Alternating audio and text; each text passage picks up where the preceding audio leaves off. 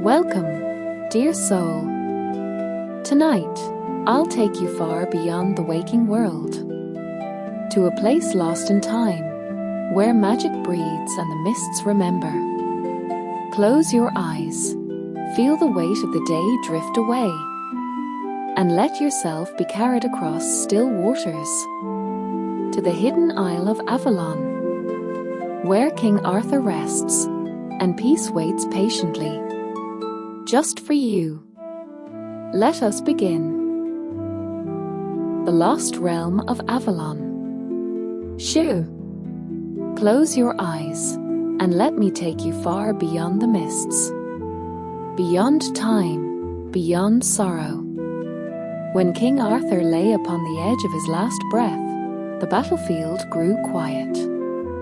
Not with fear, nor despair, but with reverence. For the world knew his journey was not ending. It was simply turning. From the lake of glass, a boat emerged, silent, gleaming, wrapped in moonlight. 3 women in long, flowing robes stood within it, their faces veiled, their hands gentle. They said no word, but Arthur knew them, as did the wind, as did the stars. They lifted him, not as a warrior, but as a beloved soul returning home. The waters parted, the sky held its breath, and the mists thickened like folds of silk. That was the night Avalon called him. Through mist and silence, the boat drifted, beyond shores known to men. Arthur's sword lay beside him, no longer heavy with battle. His hands, once stained by war, now rested soft as a child's. And the air, oh, the air! It shimmered with magic, the kind you feel more than see. Like a memory, like a dream you once had when you were still whole. There were no stars above, yet everything glowed. Gentle hues of silver and blue danced upon the waves, as if the sea itself wept with light. Time became a hush. Minutes curled into moments, and moments folded into forever. And still, the boat sailed on. When the mists finally parted, the world revealed was not one of kingdoms or conquests, but of peace. Avalon. It rose from the waters like a secret whispered too many times and finally spoken aloud. Lush hills rolled like lullabies. Trees shimmered with golden bark and violet leaves that rustled in languages only the soul could hear. The women stepped onto the shore first. Their feet left no imprint, as though they belonged to the land more than the land belonged to itself. Arthur was carried gently, not because he was weak, but because Avalon required reverence. The island knew him. It welcomed him, and it began to heal him. They took him to a great hall made not of stone or timber, but of living things, ivy and light, crystal and song. Inside, soft winds drifted through open walls. Flowers bloomed with each breath he took. And above, a sky of everdawn cast no shadows, only soft, eternal glow.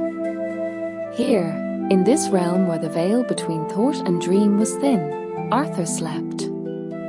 Not in slumber, but in restoration. Time passed like mist through fingers. Days were no longer counted. Instead, each moment was felt, fully, slowly, lovingly. Avalon was a cradle, and the king was now its child. The lady of the lake came to him often, not as a ruler, nor as a myth, but as a presence, kind and quiet. Her voice sounded like wind over harp strings. Her hands glowed with the memory of water. You are not broken, as she whispered one night, only paused. Arthur did not answer. He only watched the candlelight dance in her eyes and felt something inside him unravel, oh gently. Not grief, not regret. Just wait, slipping away. Outside, the trees of Avalon hummed. Not with words, with welcome. Birds with feathers of glass and fire sang from the treetops. Not songs of this world, but lullabies from stars long extinguished. Arthur walked among them now, no sword in hand. Only breath. Only stillness. Each path he followed led him to memory, of friends, of battles, of laughter now distant. But Avalon did not let memories ache. Here they were warm. Here they were kind. He remembered Guinevere's smile, not the sadness in it. He recalled Lancelot's loyalty, not the fracture it caused. The island showed him what was good, and let the rest be carried away by wind. At the water's edge, Arthur found a tree unlike any other. Its trunk was silver, its leaves a pale, luminous green that whispered when touched. He sat beneath it, and the island sat with him. Sometimes, the robed women would appear and speak of stars. Other times, the lady would hum songs no mortal had ever heard. But mostly, Avalon let him be.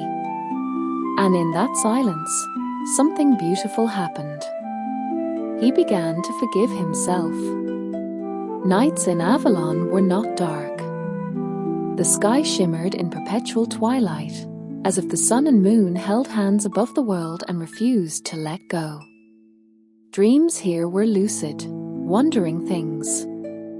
Arthur dreamt of bridges made of light, of oceans in the sky, of a castle made of hummingbirds. And each morning, though there were no mornings, he awoke lighter. Not younger, but truer. Closer to the boy he once was. The boy who believed in good kings and green fields. One evening, as Arthur stood by a stream that sang in soft harmonies, he saw someone in the reflection. Not himself, but a younger version, barefoot, laughing, holding a wooden sword and chasing shadows. He knelt by the stream and touched the water. The image rippled and reformed into an older man with a crown of stars, no weight on his brow. He realized, in that moment, he was both. And Avalon had room for them all. Do you feel it? That quiet space behind your heart, where wonder waits like a child pressing its nose to the window? That's Avalon. Not just a place, a remembering. It lives in all of us, buried beneath worry and noise. It's where you go when you dream of peace, when you hope for healing, when you close your eyes and let go. And Arthur, he is still there, waiting. Sometimes, when the veil between worlds thins, Avalon breathes upon the wind. The trees in your world may sigh without cause. The river may glimmer just a little too brightly. That's her, reminding us she's near. Arthur often wandered to the highest point of the island, a place where the sky stretched wide and soft, and clouds drifted low like dreams not yet dreamt. He would sit there for hours, hands resting on his knees, no longer waiting, just being. And in that stillness, Avalon would speak. Not in words, but in warmth. There were others on the island, too. Not many. Just souls that had once touched the thread of destiny and found it frayed. A knight who'd lost his way. A queen who'd lost her name. A child who never grew old. Avalon welcomed them all, as it had Arthur. They met sometimes beneath moon-blooming trees. They didn't speak much. They didn't need to. Their silence was enough, a shared exhale, a peace that asked for nothing but presence. And in that presence, they healed. Seasons in Avalon do not turn, they unfold. Flowers never wilt. The sky does not darken. Yet things change, subtly, like music shifting key. One day, Arthur stood by a meadow he'd seen 100 times before, and found it covered in tiny blue lights. They pulsed like breath, like heartbeat, like memory. He smiled. He understood. Avalon was not static, it was listening. It changed with him. And as he grew lighter, so too did the island. On a night wrapped in silver fog, the Lady of the Lake visited Arthur once more. She brought him a harp carved from driftwood and crystal. "Play," as she said gently, "even if you do not know how." He did. And the music was imperfect, but it shimmered with truth. Notes fell like raindrops onto the world, and where they landed, flowers grew. Not from earth, but from light. The lady smiled. "Even silence can be sung, Arthur." He played again, and Avalon bloomed with it. Do you know what peace sounds like? It's not silence. It's the hum of things in harmony, the breeze, the breath, the heartbeat of trees. Arthur walked through the whispering groves, his footsteps now light as mist. His sword remained behind in the crystal hall, untouched. He no longer needed it. He was not a king here, not a warrior, not a legend, just or a soul. And that was enough. Sometimes he dreamt of returning, not to rule, but to remind. To whisper Avalon's name into the ears of those who'd forgotten gentleness. To show that rest is not weakness, and stillness is not surrender. But Avalon, wise as ever, knew that some things must remain hidden. Only those who seek with open hearts may find the way, the lady told him. And so, he stayed. Not trapped, but chosen. Not forgotten, but protected. The island holds his story. Not in books or carved stone, but in petals and tides. In the rhythm of starlight across the water. They say if you close your eyes by the lake's edge, you might hear it. A name carried on the breeze. Arthur. Not as a warrior. Not as a king. But as a keeper of peace. A soul who chose healing over glory. In time, Avalon will call others. Not many. Just those whose spirits glow a little differently. Those who dream in ancient tones and cry at sunsets for reasons they cannot name. If you are one of them, you'll know. The mist will find you. The silence will sing to you. And a boat, soft as moonlight, may arrive when you least expect it. Avalon does not rush. She waits. And when she welcomes you, you will feel it, not as surprise, but as return. And still, Arthur watches. Not as a guardian, not as a ruler, but as one who understands. He watches the world from a distance, sending echoes of hope into our dreams. Sometimes, a child will dream of a silver tree.